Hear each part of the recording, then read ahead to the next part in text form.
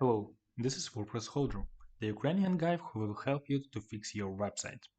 You can ask me to help by email in description under this video.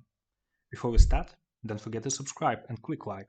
I'm trying my best, it's easy and free for you. Okay, today I'm going to show you how to set up your work area inside WordPress website. But if my video helped you, let's agree. You can say thank you by leaving some donation to support me. All info is in description under this video. Okay, so we have WordPress and we installed a lot of plugins. We configured theme, great. And now we have working area inside posts, for example, for pages and all other post types. It works absolutely the same. And it looks very busy, like we have here some box which we don't need, we have this one, this, and it looks like crazy. This we don't need at all. Like, who needs revisions? Like, do you often to use revision? Of course I use it because I am developer, I need it, but probably you even don't know why you need it.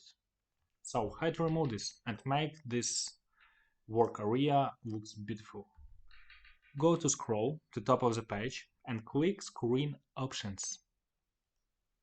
Okay, and now you see the title of box, div page settings, for example, and here are all checkboxes which you can turn on or turn off.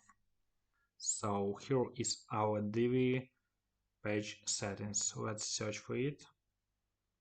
Div page settings disappeared. Okay, let's remove all others.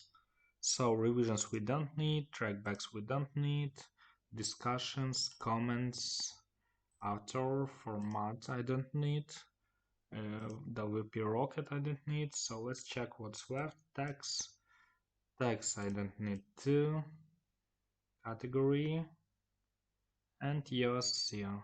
Excerpt, custom fields. Okay, custom fields I don't need. After just close screen options. That's all. No need to save or something. It will be saved on your laptop and it will be always like this.